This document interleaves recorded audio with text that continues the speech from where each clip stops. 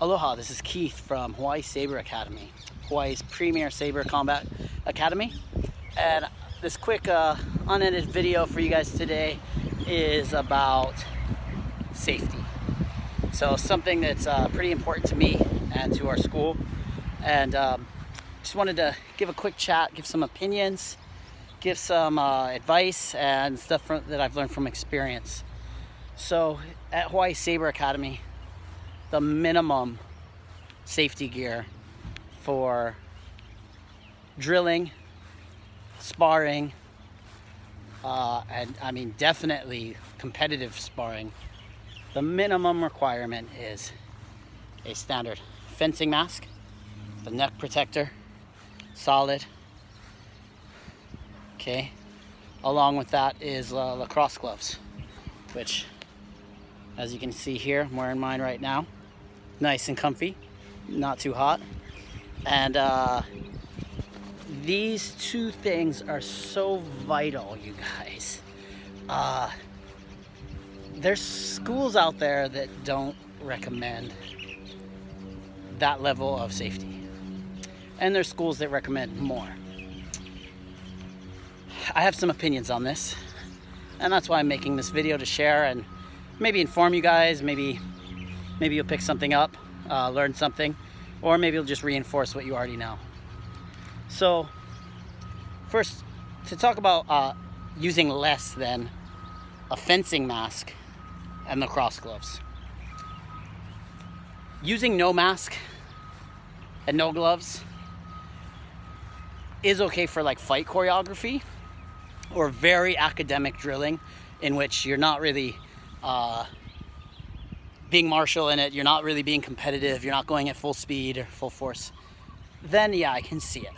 I can see it with nothing. But as soon as you're drilling at a competitive speed, as soon as you're drilling at a force that's realistic for sabers or swords, fencing mask, lacrosse gloves. Why? Well, even if the head is not a target, we're swinging polycarbonate blades at each other. You can hit the face, the head, the neck, and it could be really bad.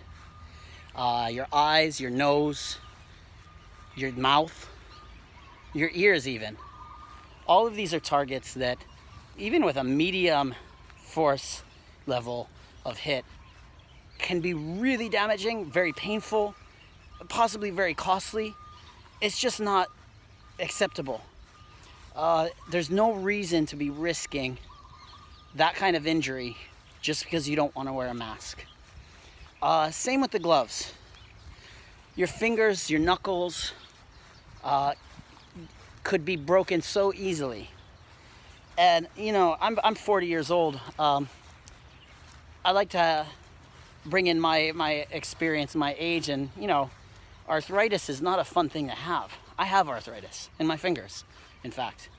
And getting hit repeatedly in the knuckles with polycarbonate blades, if you're young and you go, oh, it's fine, wait till you're 40 and you're dealing with arthritis.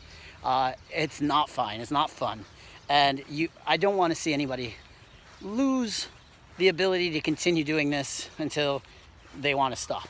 And that's why, you know, lacrosse gloves so key.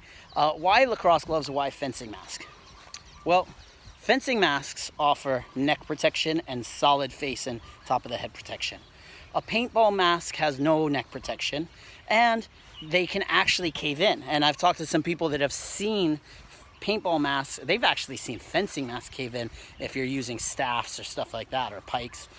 So you gotta be careful. Paintball masks are not sturdy enough to withhold a beating. And that's why we're wearing these, is to withhold a beating. Neck protection is so key. If you're not protecting your neck at the minimum of this, you know, then it's not safe. It's not safe.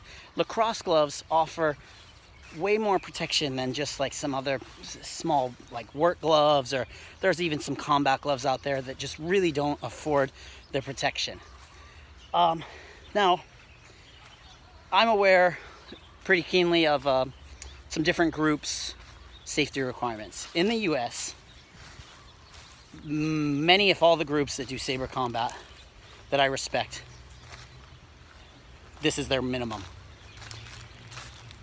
Some gear up a lot more. So, for example, Lightspeed, for their tournaments, they require some elbow protection and arm guards, which is definitely smart. So I have run some Lightspeed tournaments, and we're more and more getting more and more strict on that. Of course, cup as well for guys. That should be a given, I would think. But then also with the Saber Legion, of which I'm a charter rep, this is the minimum requirement just to like drill.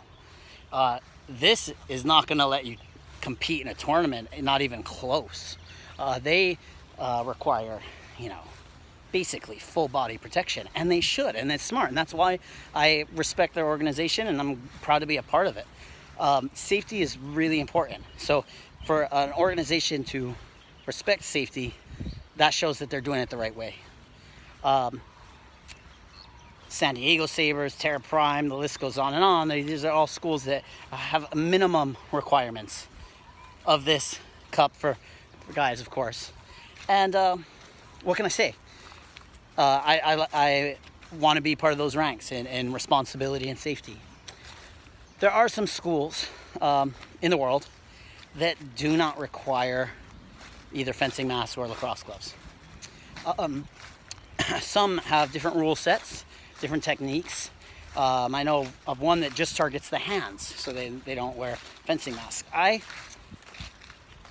can respect these organizations, but I can respectfully disagree too.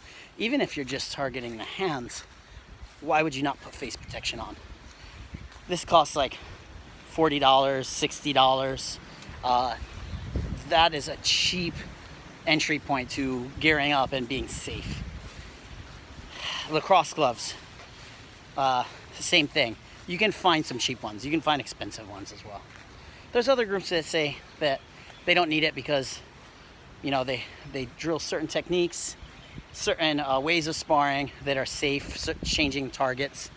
But you guys, along with that, in my experience, I have personally seen people who are supposedly using safe techniques. I've seen people get bonked on the forehead right there, and instantly a big bruise, a big bump comes up. I've seen people get stabbed in the throat, which is so scary to see, somebody getting stabbed in the throat and then like luckily neither of those were that bad. But it's an easy fix. Now, I have an opinion. This may be somewhat controversial, but the idea that if you're not wearing this, it's either not safe or it's not saber combat. What I mean by that is, if you're not wearing this and you're competing, it's either not safe, meaning that you're just being dangerous, or you're not really doing saber combat because you're holding back.